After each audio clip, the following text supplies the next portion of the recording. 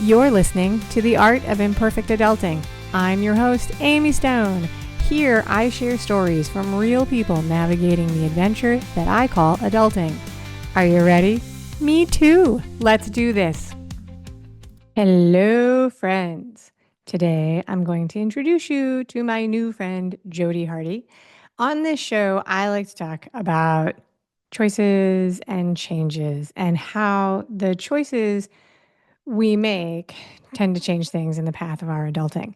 Some of the stories I really, really love to tell are about small moments and small decisions that have an outsized impact on our lives.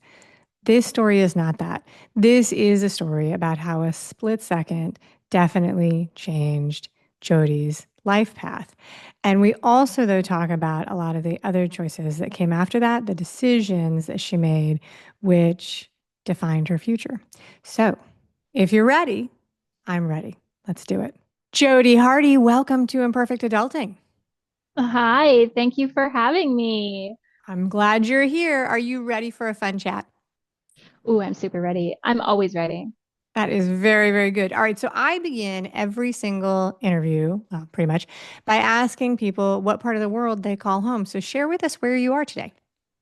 I am in an area called Edmonton. It's in Alberta, Canada, and we are at a high of -3 right now Celsius, which is super warm for this time of year, but we still like our parkas.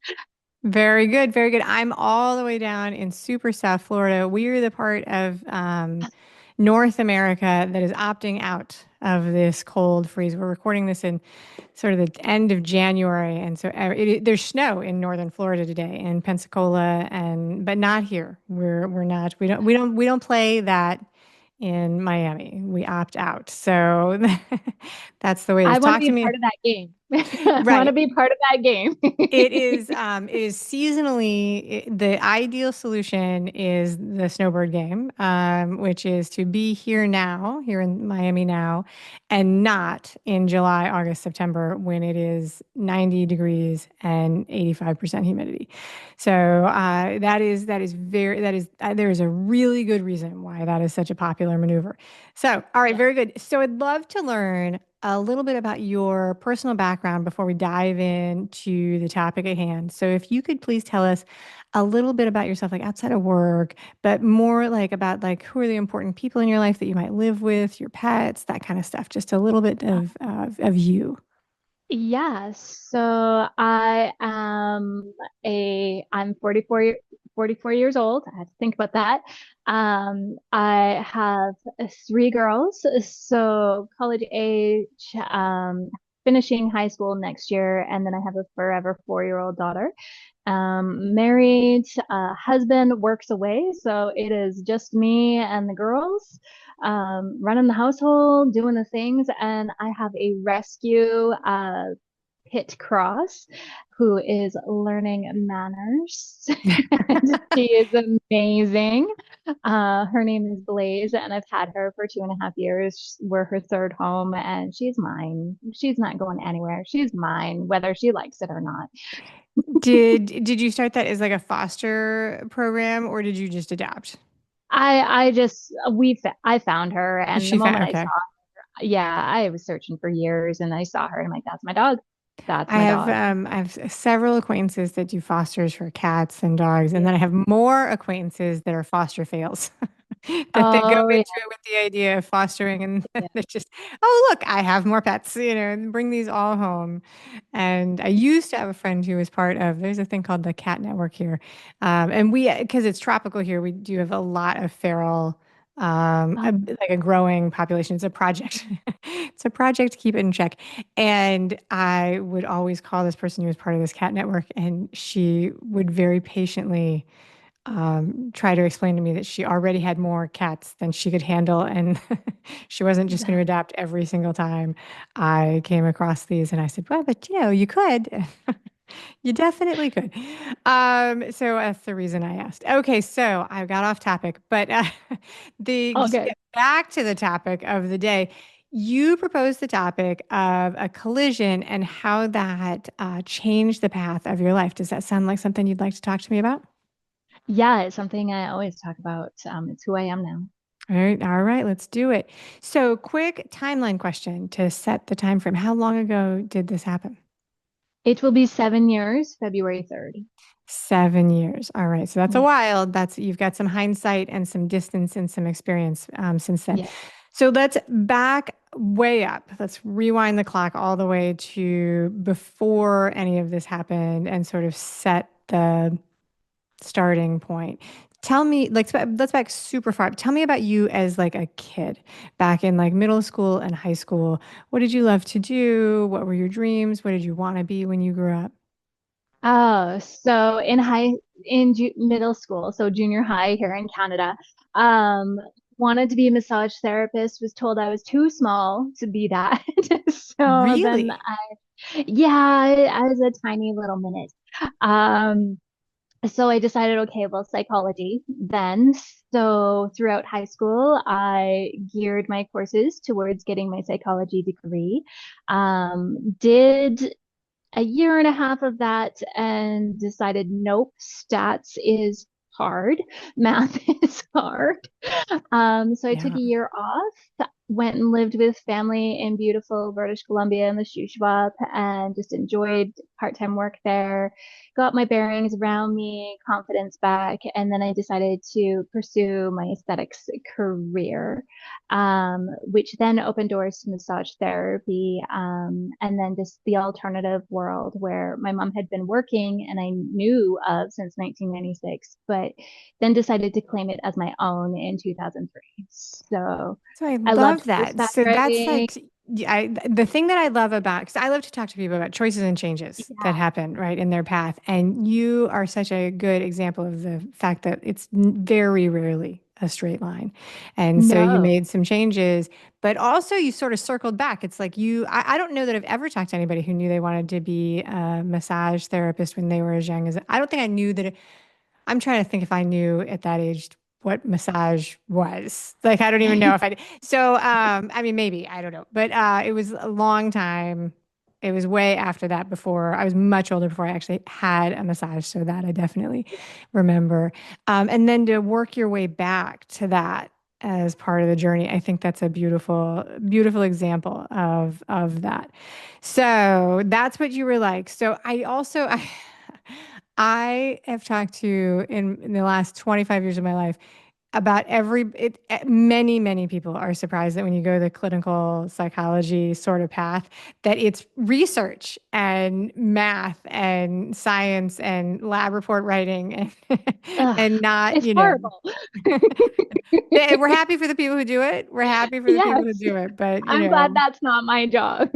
I know somebody who is back in school in her 60s, and she loved her first semester because it was all intro to psychology and all the theory and stuff. And then immediately when she had to take a research, she was like, wait a minute.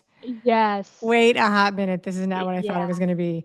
Yeah. And so that is very interesting. Okay, so now let's fast forward. So that gives us a peek into who you were. And now let's fast forward to like 8 years ago, before the event. Give us a description of what your life was like then.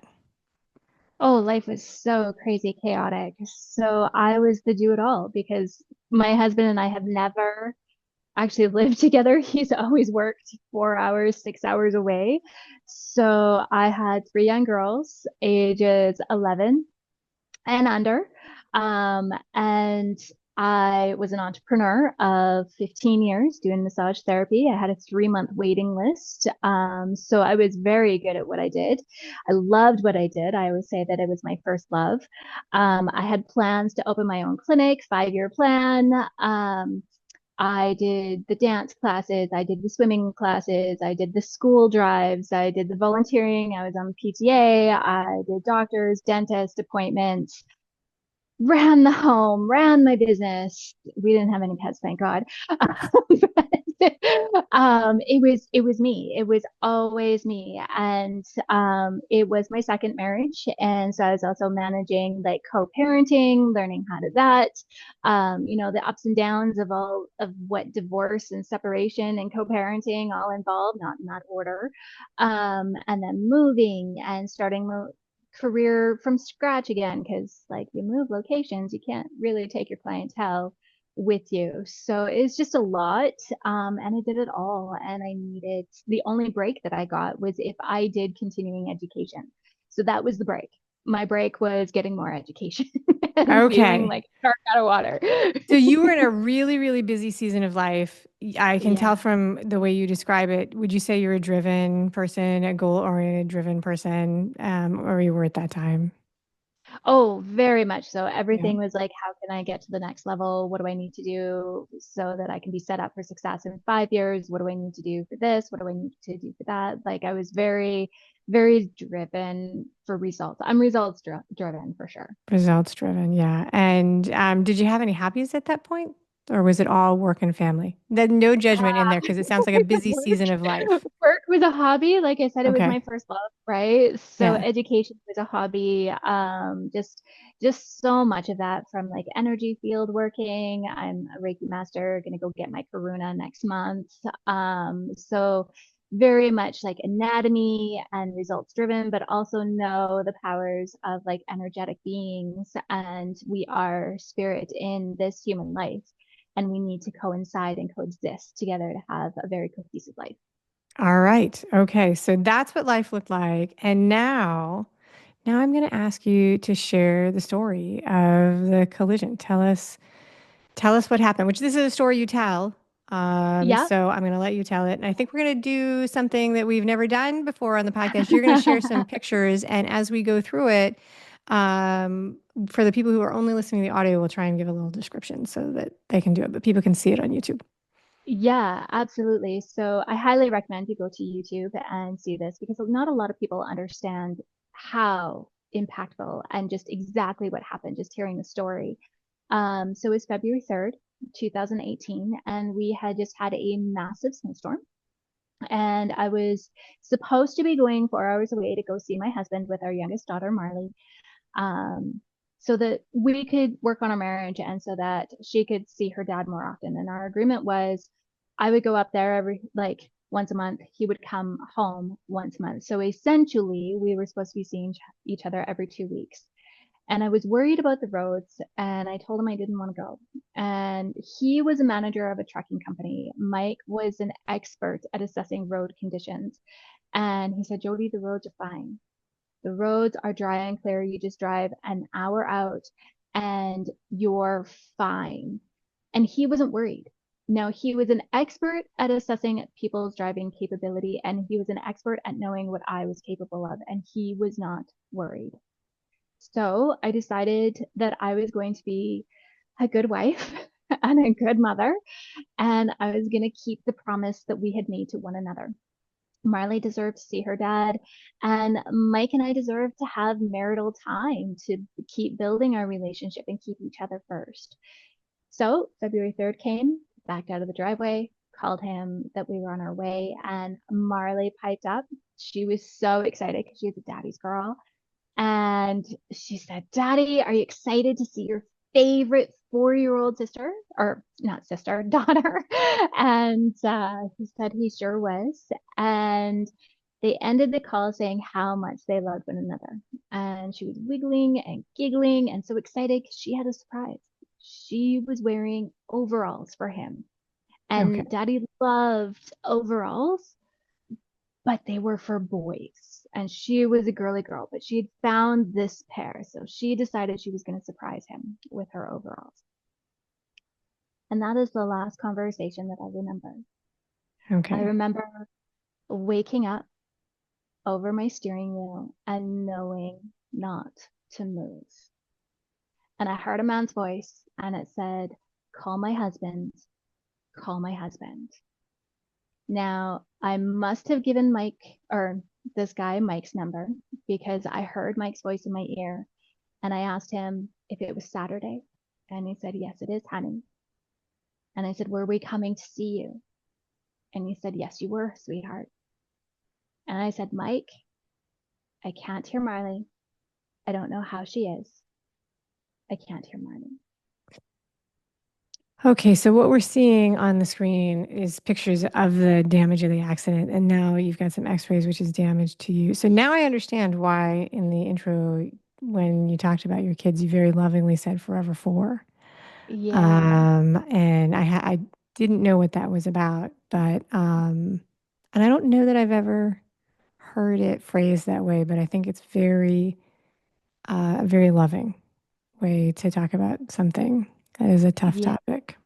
All right, Yeah. so yeah, so show us some more pictures. What do you don't remember it, but do you know from what people told you what you came into contact with?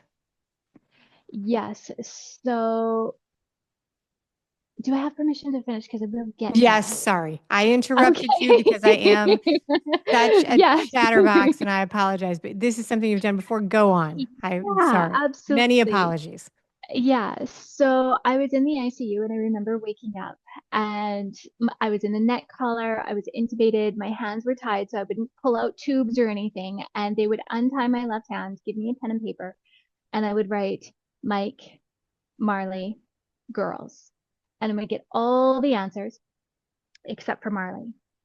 And then I would write woke up again and I would get all the answers except for Marley.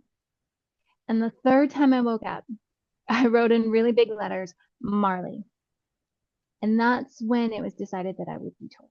You see, they wanted to keep me in a chemically induced coma until all of my surgeries are done. So what you're seeing here on the images is you'll see my bilateral hip. So it's nearly snapped right off from the femoral head. And you're seeing the external fixtures that were holding me in place until I was stable enough for surgeries. And they wanted to keep me in a coma until all of these were done. And I was having none of it because all I could think about was Marley.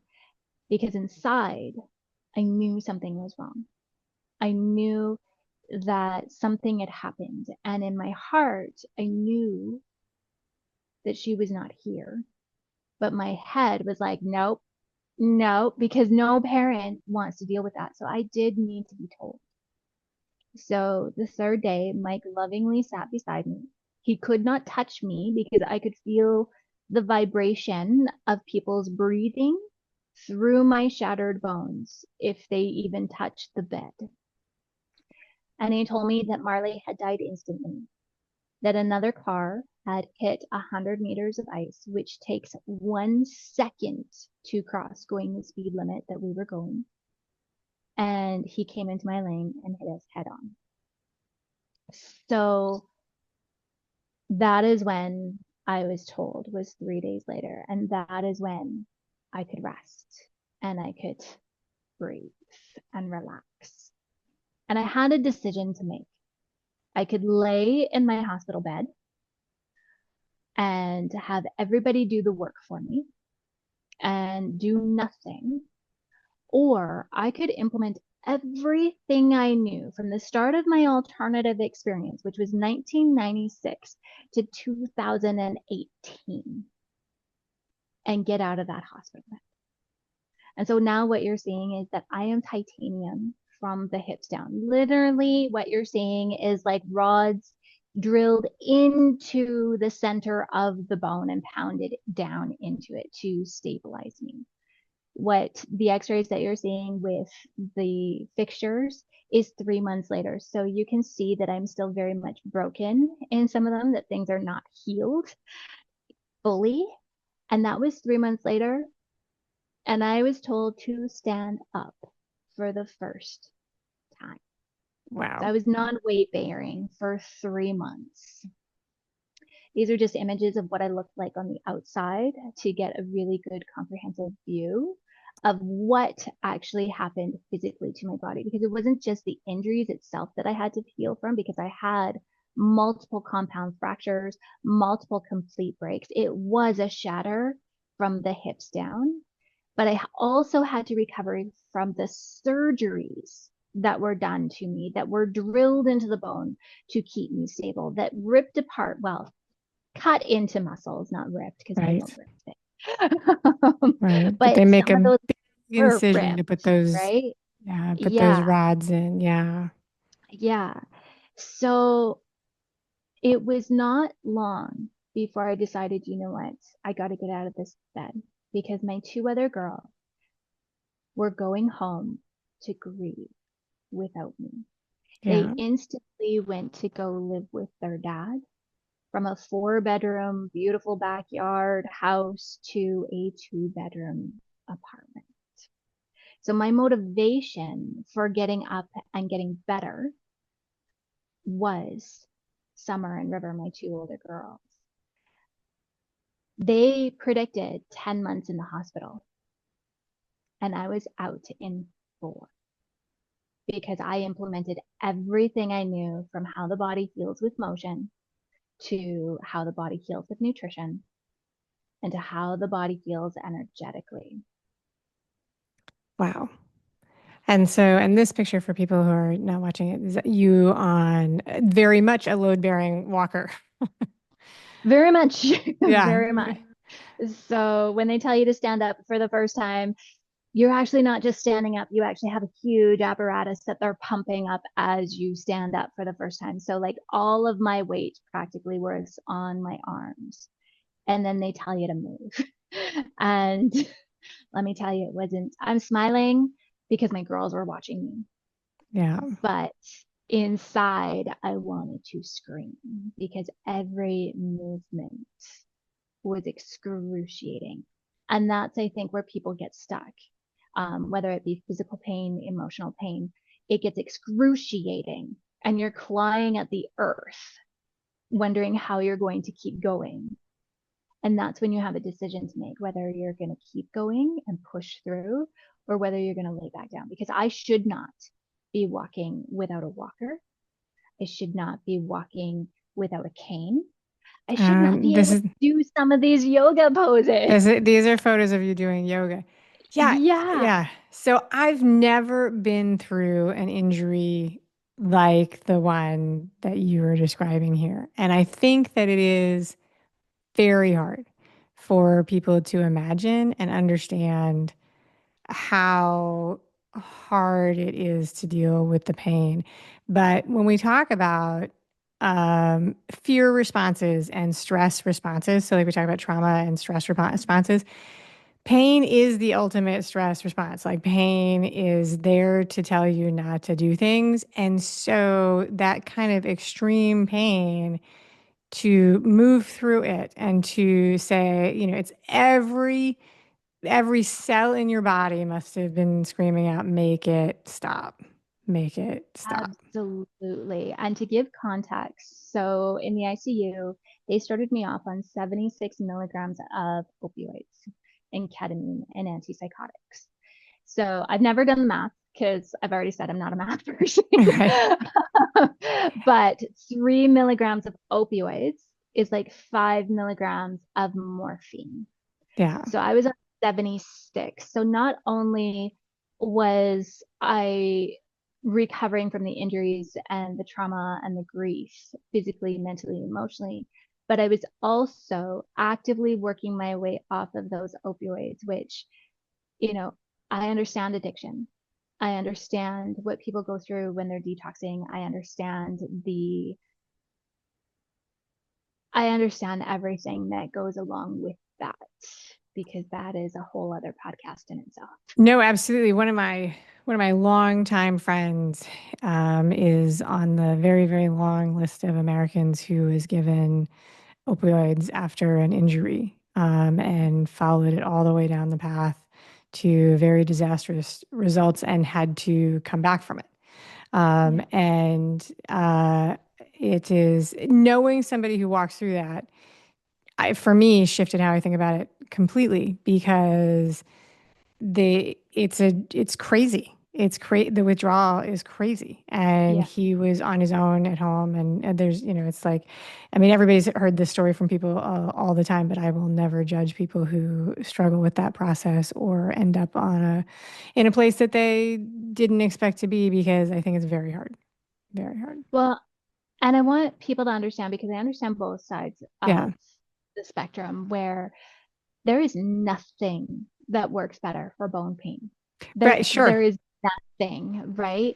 Yep. And if I didn't have the education that I had prior, I would not have known how to do better and how to work with it and how to move the body so that it actually could heal through that. And then actively work with the pharmacists and the doctors to reduce the dosages, even though it is hell, right? If I didn't Yeah. have that previous, not conversation, education, there's no way that I think today that I would be off of all of my pain. That's a really, really good point. And I would say that most people don't have that Yeah. either The part of that. majority do not know. Either No. part of that. No, absolutely. Okay. So they put you in a coma because they were trying to keep you in a coma while they did the surgeries. They made a decision that while you were in the coma during your awake times, they were going to try and reduce the emotional stress and keep some of that information from you, which you said, no, thank you. Tell me all Yeah. of the things. I think that's an interesting part. So because you have the energy working part of your resume, I think that's an interesting thing because the connection between people, a mother, daughter, mother, parent, child, parent kind of thing, it's not something that everybody feels, right? But it definitely it's out there kind of in the space that can be kind of magic talk, Mm, right? Like we can oversell it. But when my dad died years and years ago, I woke up in the yeah. middle of the night. And the next day, when I was getting all the information, my husband was like, "How did you know?" And I was like, I woke up. I knew. I Yeah. felt it." And as I was saying it out loud, I was like, "Is this person going to think? Is my husband going to think that I am cuckoo for Cocoa Puffs?" Yeah. Because, like, and maybe he does. I have no idea. But when you said that, like even through the haze, you had a shift in the energy that you felt between you and your daughter. I remember still at the collision site, not being able to hear Mark. Oh, yes, you And did say that. Yeah. I wanted to call out to her, but at the same time I did not want to wake her if she was hurt. But the heart then was telling me that Marley was gone. And in my head I was like, shut up. Right. Um, And I can laugh, right? It's a giggle, nervous laugh because nobody wants this. This is every parent's worst nightmare. But mothers are connected cellularly to yep. their children, right? We do know when something is wrong, and you know, science proves that we are connected to our children for life. They cellularly change us from our stem cells, right? Yep. Like, and so this connection is real. And I learned in my grief counseling that I immediately started was that mothers will either feel the ache in their arms or they will feel it in the uterus. And for me, during that time, 76 milligrams of Dilaudid, the intense cramping that I experienced, and then the bleeding that they told me that I was having, like they would constantly ask me, like, are you on your cycle? Are you on your cycle? I'm like, no, I just finished last week, right? There was no rhyme or reason. For as bad as the collision was, I should not have had bleeding there.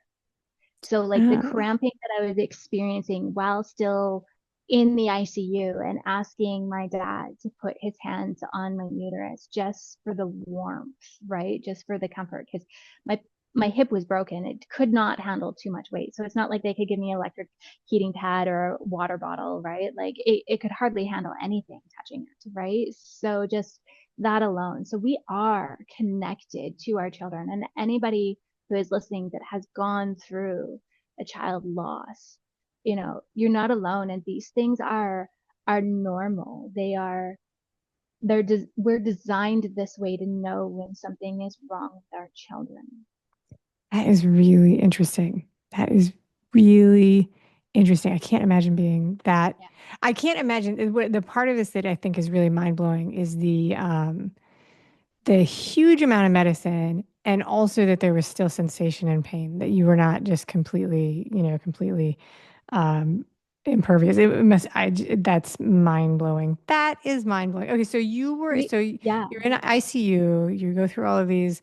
Very, very things. How long were you in you said that you answered this already, but I forgot. So it was supposed to be 12 weeks of recovery and you were out in how long? No, no, no, no. No, So I have they it all predicted, wrong.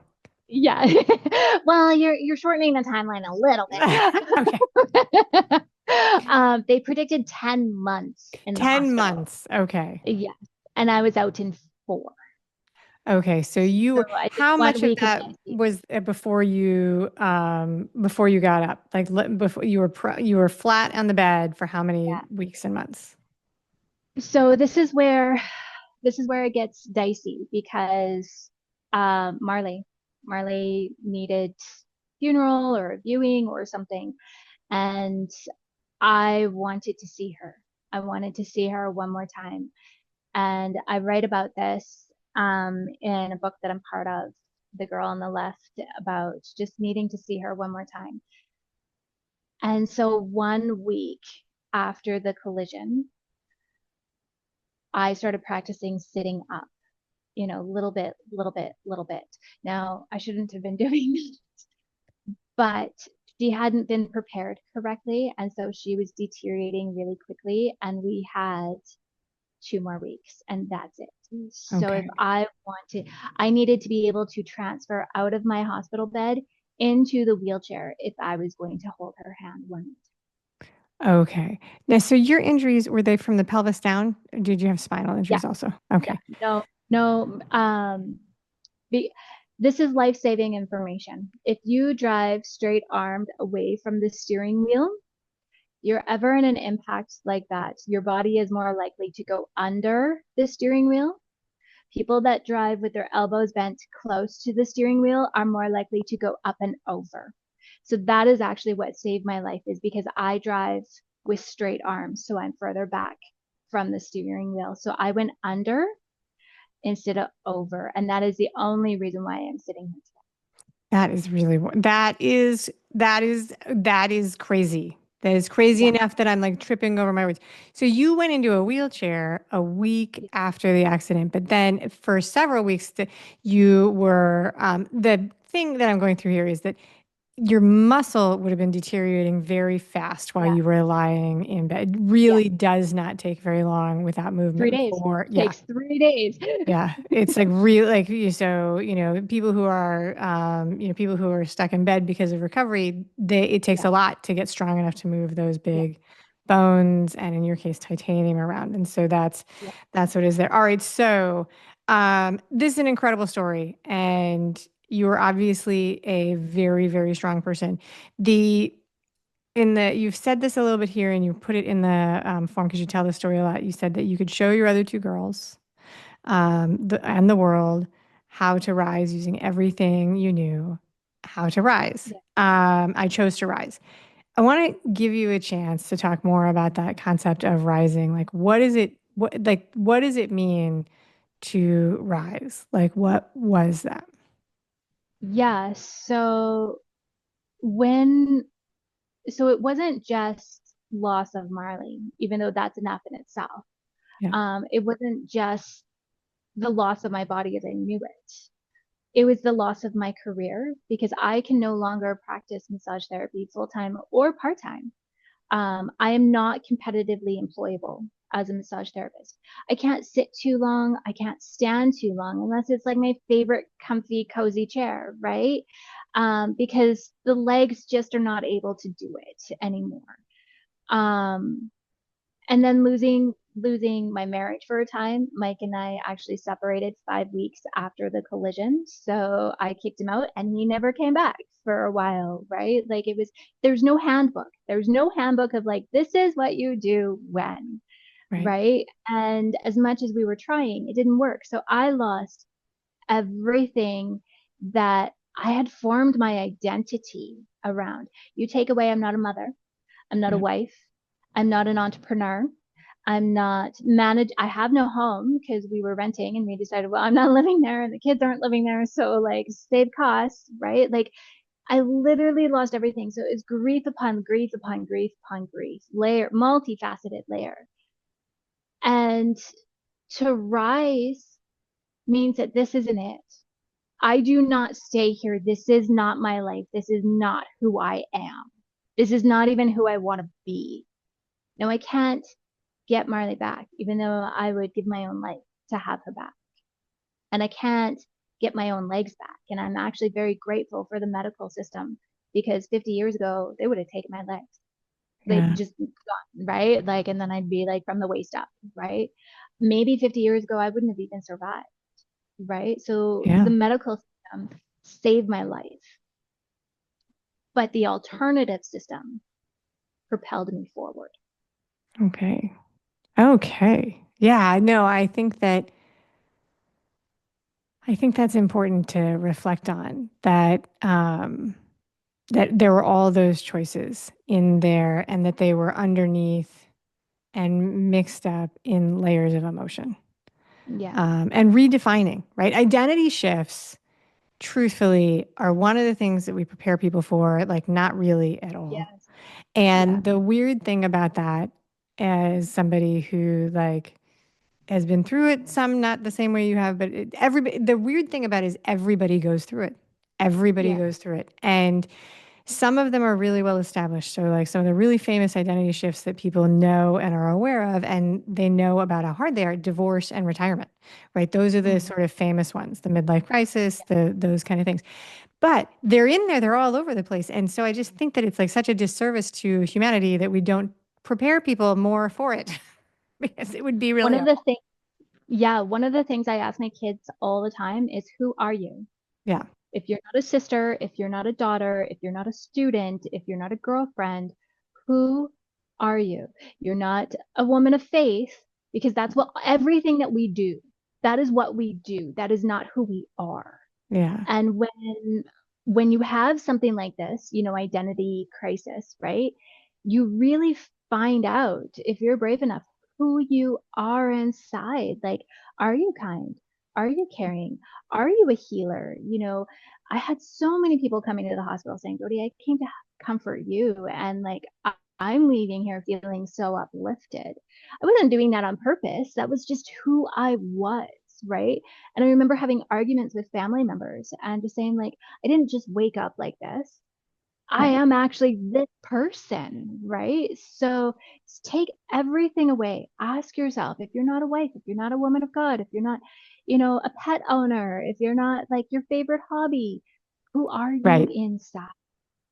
Yeah. Because that is what's going to shine through 100% all the time when the shit hits the fan. And for a lot of people that they don't ever, a lot of people don't actually experience a shit hitting the fan experience like you are. Like we are, like, No, no. like And there's mine is not like everybody's. extreme. I get Yours is that. really intense, yeah. But Yeah. definitely, like I mean, I see people go through it. I've gone through it myself. Like so, with hobbies, which is such an interesting thing. It's like you become very invested and tied up in hobbies, or in the parenting, right? That's a very famous one Yeah. Mothers, for right? women. And then the kids grow up, and you're like, well, who am I? And Yeah. and those kind of things. All right, so.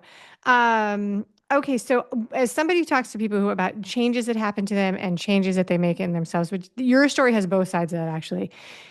The accident is definitely something that you didn't plan for or bring into your life at all. It's something that happened to you and you were reacting.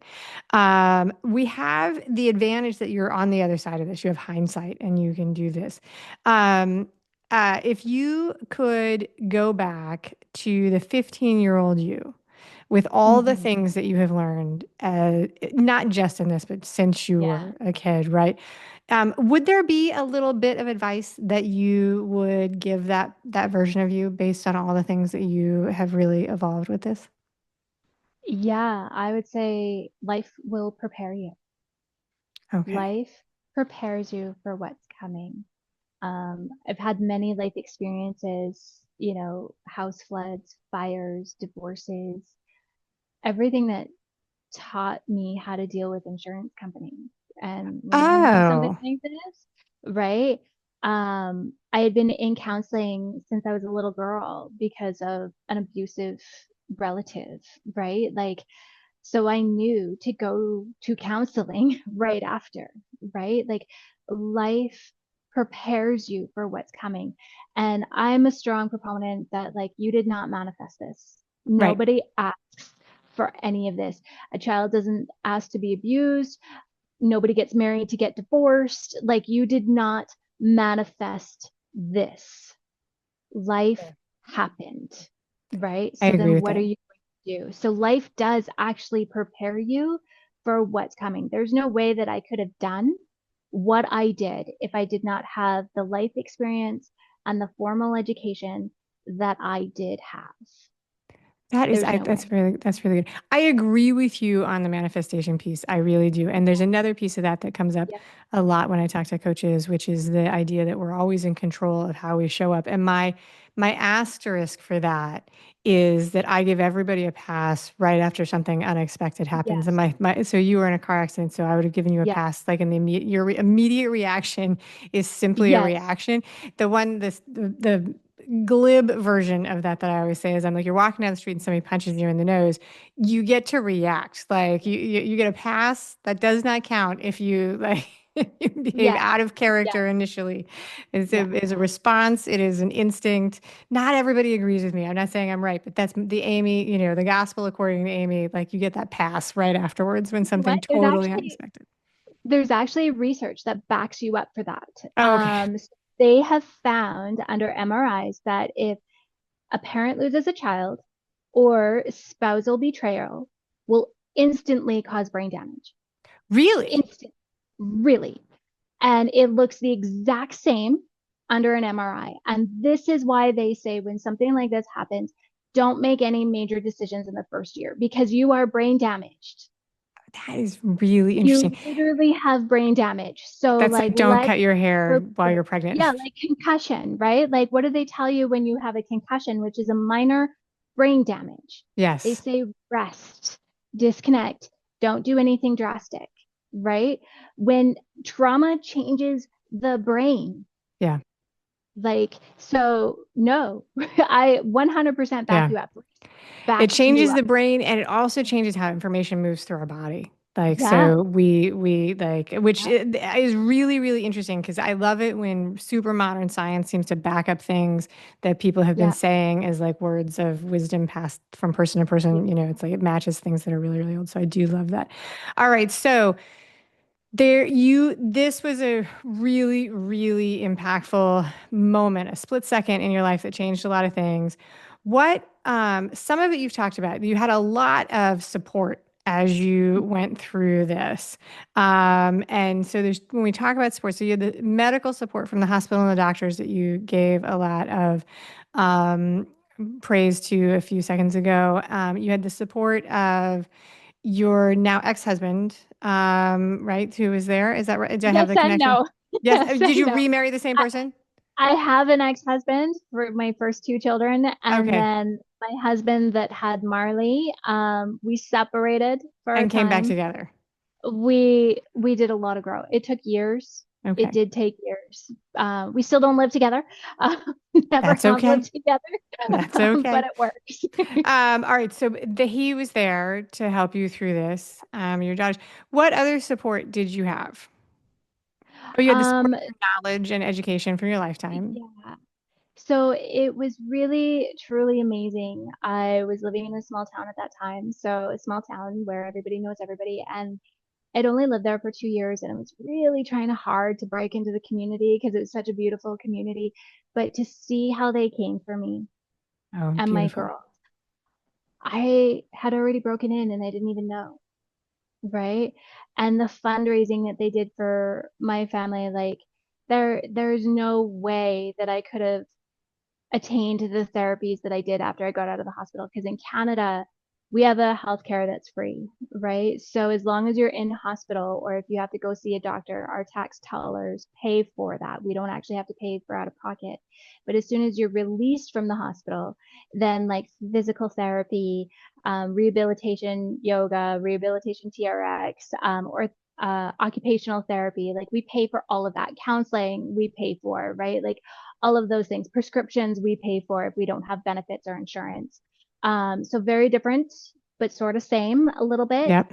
Um, So the fundraising that they did really enabled me to access the things that I needed for recovery, but also help buffer the financial burden of like still paying mortgage, still paying utilities, buying groceries. Like I couldn't work. I could not work physically for 2.5 years. And then that's when I decided, okay, I gotta Two create and a this. half years.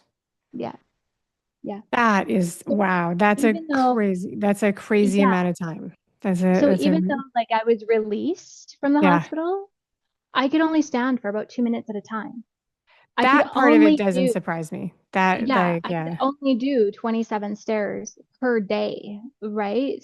So there was no making meals for myself. There yeah. was no um running errands. There was nothing. So I was very heavily dependent for like 9 months on not 9 months, but like 9 months after the collision. And then I was able to live on my own, but I could only take care of myself. Like I Yeah. still could not make a meal from start to finish and then sit down and eat it without extreme pain. So I only had my kids once like on the weekends because I couldn't it took 2 years for me to like actually like, yes, I can take my kids back on 50-50. Yes, That's an like amazing amount of time. That, I mean, it, the standing with the yeah, fractures like that doesn't actually yeah, that I can see. I mean, it's so we okay. So when you don't have an injury and when you don't have something like that, the idea of the weight of your body being like a lot to hold up, yeah, and like in fitness, right? In the fitness world, we poo-poo body weight exercises, and you have yeah, to lift heavy things. We tell perimenopausal women lift heavy things, but the body all by itself is very heavy. It's yeah, very heavy. yeah. And so to build back up to do that without the pain, and you had all those surgeries which set your nerves on like super fire. I'm sure you had a bunch of phantom crazy things going on all over your body, which Still yeah, do, that's the right? thing that I've never heard anybody say anything positive about that experience. And I just want to say Yeah. that the closest I ever had to it was a root canal, and Nope. that's enough. That's That's enough. enough. No, I don't do that. Yeah. Whoa. All right. So you had an amazing amount of support. So the second part of the support that I ask people about this may be a terrible question for you because you really did have a lot of support. Looking back with the benefit of hindsight, is there any support that you wish that you might have had? And the only reason I ask this, just so that for perspective, is not to like throw anybody under the bus, but for people who are like building their lives, this is like forward-looking advice. Like this is like things you can do. So, So I do have a piece of advice, but it wouldn't be for things that I personally wanted. okay. Um, I think when you have something like this, as like caliber of this, or like even if you just lose a child, Yeah. right? Or like I think that both parents should be committed, right? Like I was committed. I was in a like ICU and then Okay. So like trauma. checked in for support. Yeah. And then Yes. I was moved to a rehabilitation hospital for 3 months, right? My husband had nothing. Yeah. He didn't have the doctors behind him. He didn't have the psychologists behind him. He didn't have, the specialists that I had behind me because I was in the hospital, Right. right? And so I think when something like this happens, that professionals need to rally around the parents, whether the parent is together or not, right? Like they need an intensive, for lack of a better word, rehabilitation counseling program, right? Because Yeah. I had everything at my fingertips. Like I was so lucky. I was at one of the best Western provinces, rehab hospital. I was at the state of the art university hospital when I had to go through my surgeries in ICU, right? Like I was very lucky that that's where I lived and that's where they brought me. Um, it's just my husband, besides family support and some friend support, there was no professionalism to help him. Yeah, that's a really good point because there's everybody who came into contact with you while you were in the hospital walked into your space with the awareness that you were Yeah, in recovery, like that you yeah, were recovering and that you were injured. And yeah, they spread the information about your story and your injuries from one person to the other. So you didn't have to tell that. You didn't have to yeah, introduce you. But there's a weird thing that happens right when you're going through grief and you're not in that bubble. which is the sensation. It's like, how can people be going about their day when this horrible thing has just happened, which is very jarring to experience. And most people have felt a version of that. And I'd never thought about it the way you said it, but that would be an amazing amount of support. All right, so very good. All right, so in a minute, we're going to do the final questions, the final fun Yes. questions, which is going to be like a crazy segue after a story this intense. But I do want to give you a chance to tell people about what you do and how they can find you and connect with you online. Yeah, so I decided to re-educate as a certified health and life coach after the collision because I couldn't just sit and do nothing. And then I kind of got bored of that because I was like, well, I need more. And so I added to that education and became a board certified drugless practitioner and a board certified hormone coach. So I implement everything that I know from like 1996 to how the body heals, how the body like recuperates. And I implement that into health and life coaching. And I provide dried urine hormonal testing. And I also do DNA testing for customized supplements made for you. Because if we're not functioning on a cellular basis, we can do all the somatic work. We can do all the Reiki. We can do all the energetic meditation work and the self care.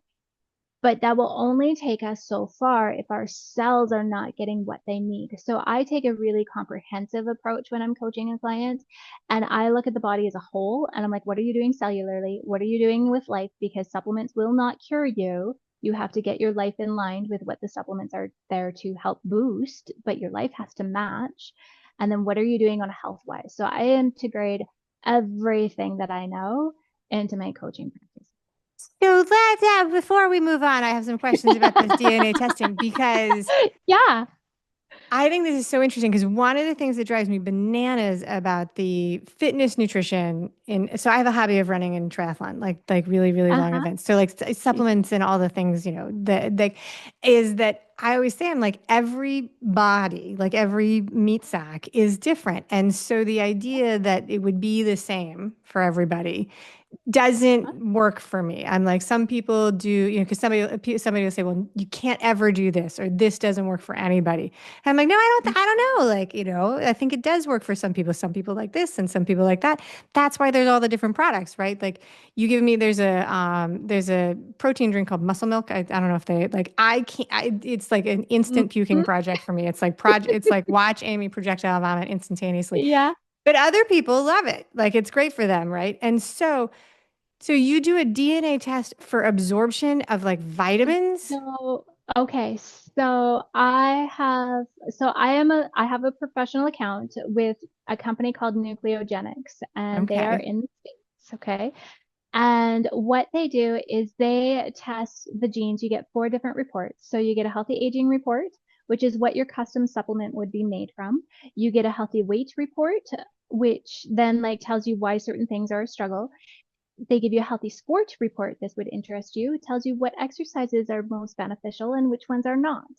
Um, Except I don't yeah, want to know if it doesn't agree with the things that right. I like to do. I don't want that. Like, I know I'm supposed to do more of Yeah. the. Well, okay, but we think we know. I'm We just kidding. think we I'm just should do kidding. that, but then actually, right? So, and then it gives you a healthy skin report. So, I focus on the healthy aging and the healthy weight report. And with the healthy aging report, they only test the genes that can be activated. So a lot of people will say, well, I've done Ancestry, I've done 23andMe. This is not it. Okay. It's not going to tell you who your mom or dad is. It's not going to tell you whether you're adopted.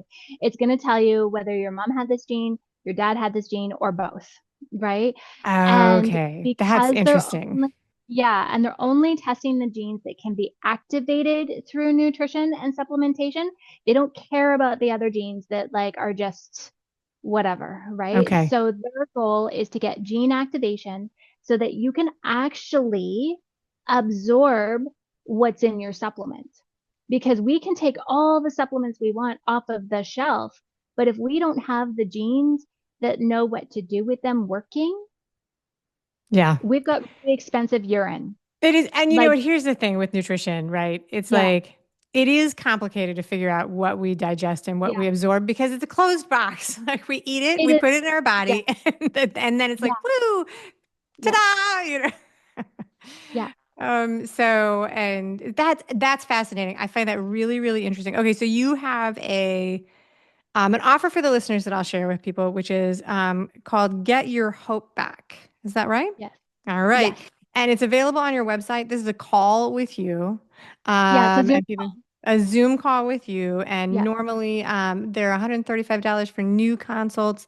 It's $50, and you can find that on your website, Yeah. which we will put in the show notes and in the link Yeah. that goes out to everybody who's subscribed. The easiest way to get these links and all this information is always to be subscribed at Imperfect Adulting, because then you just click on it from your inbox. So that is fabulous. I loved all of that information. All right. So now we're going to wrap up with three final questions. These are rapid fire just for fun. And here we go. Okay. So do you consider yourself a morning person or a night owl? I would consider myself a midday person. A midday person. All right. Very A okay. midday person. All right. I love that. I didn't even, I don't like mornings and I actually have a bedtime. So very good. No, that's the perfect answer. All right. So if you could only in your life take one more like big vacation type trip, like, so you have to pick one thing, right? Not because it's a fatalistic thing, but just because the choice is just for one. Money is no object. Time is no object. Where would you go and what would you do? I would love to go to Egypt. Grade school, grade three, couldn't even read at that time, was bringing home, you know, massive thick books that about Egypt and the pyramids and the mummies and the kings and everything. I'm just fascinated with the Egyptian culture and ancient Egypt. Wow. Okay, that would be a very cool trip. They also have, I don't know if they still, for a while they had like an indoor ski thing in Egypt, Really? which I think so. I might be mixing up my like countries over there. So if I'm wrong about that, then it's some other place. But it was an indoor like mountain in like a very hot place, which is like a crazy thing. All right, so last one. It's 2:30 in the afternoon on a rainy and cold weekend day. You're hungry and you head to your kitchen. What's a snack you make that makes you feel happy? I love making homemade pretzels. Really? Uh, yes, yes, that is, I don't make them often because it is Armageddon in the house then. Yeah, it's a process. But I make amazing, giant, fluffy, crispy on the outside, soft in the inside pretzels. So I have made pretzels. Do you use how do you get the brown on the outside? Do you just use, I think, is it like baking soda, or there's like a crazy chemical you can use like baker's No, no, baking? I just use like I glaze it with like egg yolk. Oh, egg yolk. Okay, because some of the recipes have like a very specific, like have to order it online ingredient that it comes with a lot of warnings about how dangerous it can be. Yeah, no, I I'm did not not do about the that. warning. I was like, I that sounds don't like do the warnings. that sounds like something I should not have in my kitchen. And also rethinking the whole land of pretzels. Yes, yeah. All right, that's it. Jodi Harty, thank you for being an amazing guest on the show. Thank you for having me. It has been a pleasure. Thank you. Thank you for listening today. I hope that you enjoy the show. And before I go, I want to encourage you to become a bigger part of the conversation. Obviously, subscribe wherever you're listening to the show. Listen to more episodes. That'd be great. Obvi again, please write a review and tell your friends about the show. That truly is a great help for getting the show in front of new people. Okay, but more fun for you yourself, head over to imperfectadulting.com and join the email community. You'll get some free stuff right away, and that way you'll begin to get the emails about the podcast. This includes the links for the special offers from the guests, and it's the only way to get that. Also, if you aren't in the mood to listen, I actually include an article directly in those emails. Whee! Now, if you love this and you crave more time with me, Amy, as a coach, a mentor, or just adultier adult, numero uno, check out The Village. If you have a story you want to share with the listeners, I'd love to hear from you. I have an open application. Just let me know you want it. And that's a wrap for today. Until next time, remember, the journey is the destination. Ralph Waldo Emerson said that, not me. Well, until just now, I did just say it. But what I want you to hear today is that if your adulting journey isn't going the way you expected, that may not mean that you're lost. It may just mean that you're on your way. This is Amy Stone, signing off. The Imperfect Adulting podcast is created and produced by Amy Stone and Amy Says So. Anything expressed on this show is offered as entertainment, and the views of the guests may not always represent the ideas and viewpoints of the host. That's me. Amy does not intend or hold herself out to provide professional advice or recommendations of any kind. In the end, you and you alone need to make those kinds of decisions based on your personal and individual situation, needs, circumstances, and comfort level.